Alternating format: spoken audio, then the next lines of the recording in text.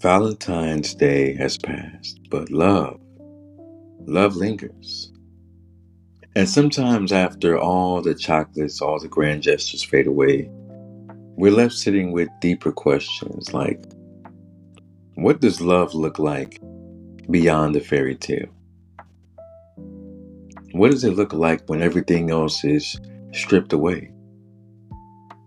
That's why today I'm doing what I want to call a love hangover episode, and we're talking about Beyond the Lights, which is an underrated black romance film that deserves way more than it gets. Now, if you don't know, then you need to know that Gina Prince-Bythewood is also who directed and wrote this film. First, she gave us Love and Basketball, a movie that had us believing that one-on-one was a way to a person's heart. And then years later, she gave us Beyond the Lights, a love story that doesn't just focus on romance, but on self-discovery, identity, breaking free from expectations. Gina is a fantastic and an absolute storyteller when it comes to portraying black love on a screen, giving us a display of what that looks like through her lens. It's almost like she said, let me give y'all another one, but this time, let's take it deeper. And she did just that with Beyond the Lights. Let's talk about her. Gina is one of those directors who doesn't just tell a love story. She makes you feel it. She crafts these relationships that aren't just about romance. They're about identity, finding your deeper self in that identity. They're about struggle and the journey to finding who you're meant to be as well. And Beyond the Lights, she takes us into the world of fame, control, and the masks that we all wear to survive in the world. The story may be different, but we all have our things that make us come to a halt sometimes and things that we have to fight through to figure out who we are and who we're meant to be. It's a story about choosing yourself even when the world has already chosen who they think you should be. And boy, do I know about that. Let's talk about the cast in the movie. Gugu Mbatha-Raw as Noni. She acted. I hadn't seen her in much before this, but she played this role down. She had to play both the industry's version of Noni and as the real, stripped down to her core, vulnerable woman that was beneath all that. And then we had Nate Parker. He's an actor who has had some things go on in his personal life, but on screen, in the films he's been in, he is as solid as they come. And his character, Kaz, was as solid as they come. A great man and a great character for Noni in this movie. He's this steady presence in her life, but he's also on his own path of figuring out who he was outside of other people's expectations. His father, majorly. This movie isn't just about love. It's about learning to be seen, learning to be loved for who you truly are. That's what makes this hit different to me.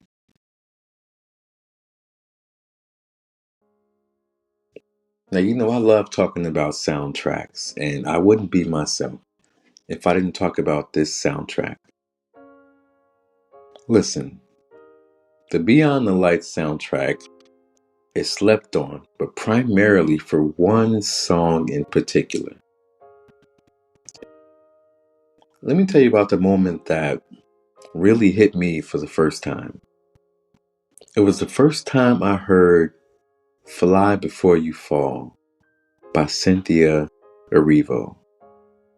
Now, the first time I heard it, it was about 15 to 20 seconds in a promo for the movie in early 2014. And I was like, who is that? What is that?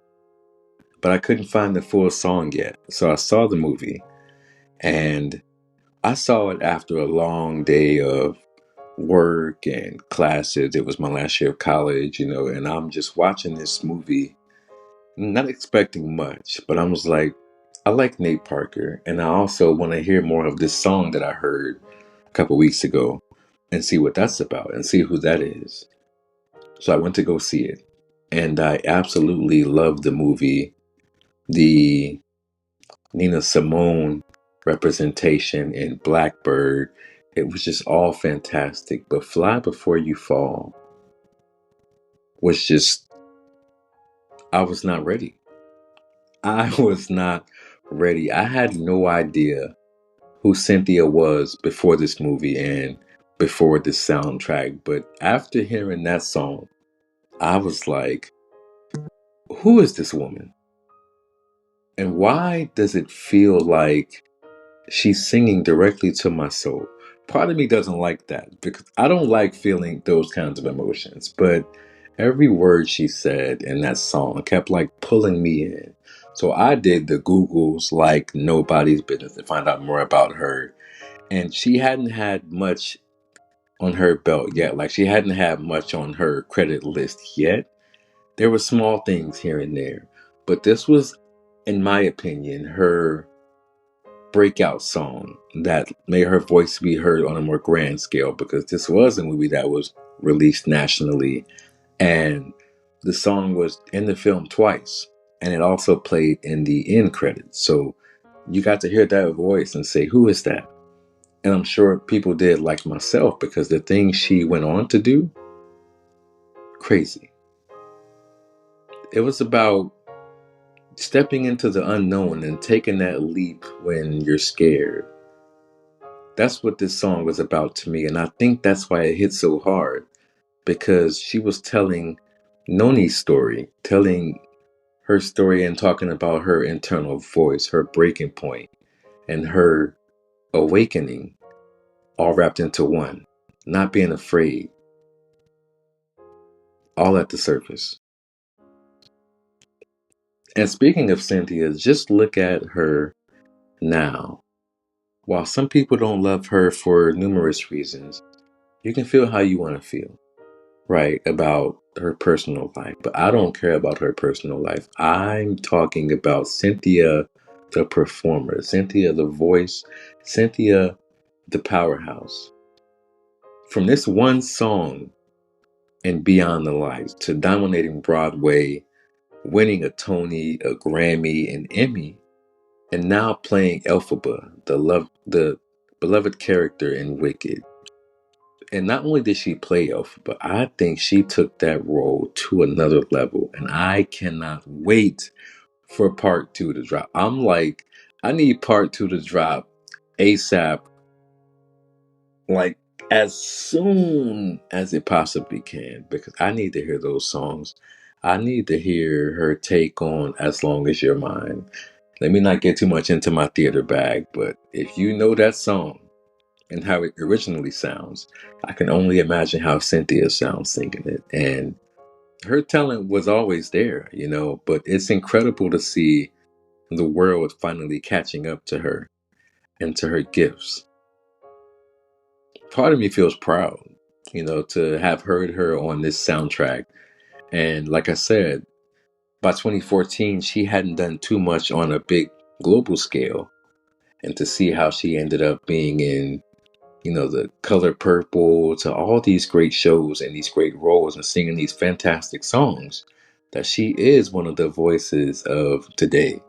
That when people hear her name or her voice, they stop and listen no matter what, because she is an absolute powerhouse. That's part of why I love talking about film soundtracks, because sometimes they introduce us to artists that the world doesn't quite know yet. The world hasn't fully put them on the radar yet. And for me, Cynthia was without a doubt that discovery in this film.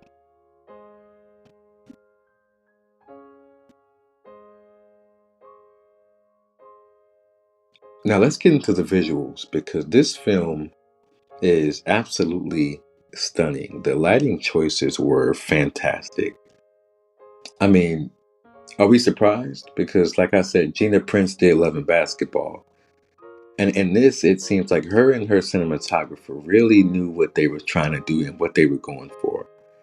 This movie's color palette is a mixture of bold yet natural. There's a mixture of like bright artificial lights and performances, but then when Noni strips all of that away, the colors become warmer, become softer. It's more subtle, but it's telling us exactly what's happening inside her and to her in front of our faces. It reminds me of how they shot Love and Basketball, how the lighting shifts as they move through time, from frame to frame, from segue to segue. Gina uses cinematography to make you feel a character's journey, and beyond the lights, it's no different. I think I think this movie deserved more love than it got. And let's talk about that for a second, right? Why didn't Beyond the Lights get more shine?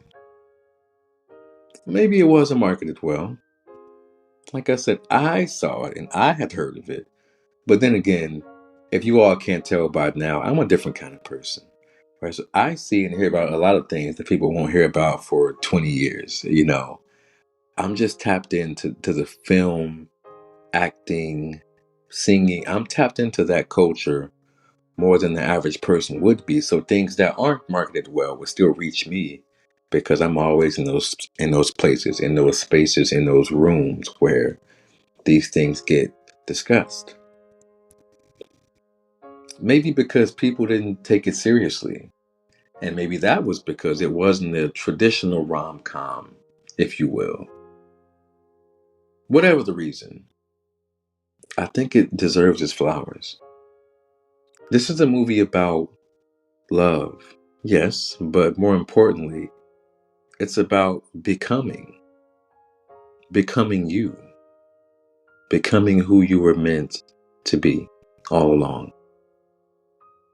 It's about stripping away the things that don't serve you and stepping into that person who makes you feel like the king or queen that you always wanted to be.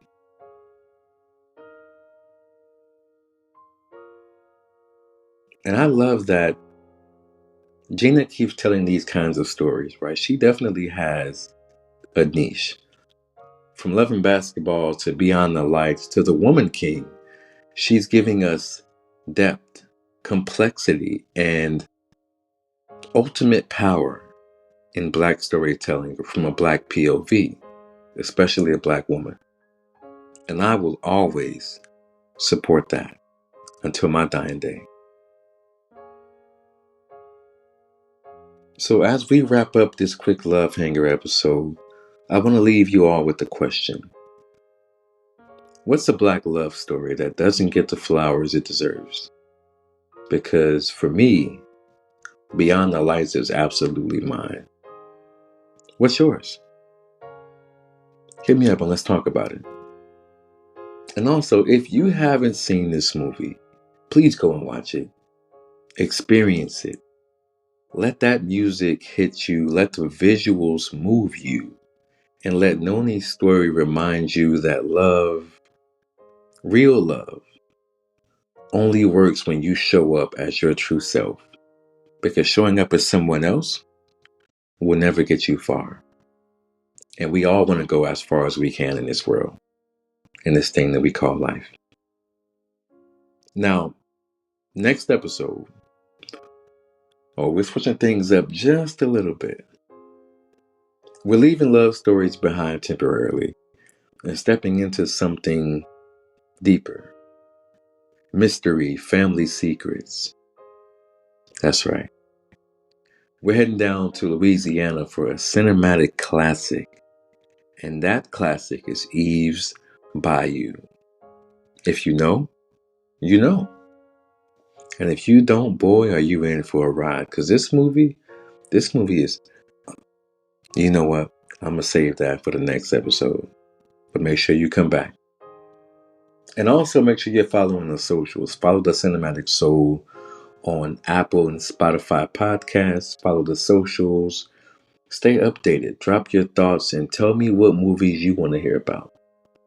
Tell me what movies you love that I've talked about so far. I love hearing from you all, and the conversation does not stop when the episode ends. I'm an open book, so anything you want to talk about and ask about in the lens of films and filmmaking and cinematography, hit me up, because I'm always down to talk. That's it for today. Until next time, keep watching, keep the soul in cinema alive, stay proud, stay you, and stay black. Peace and love, y'all.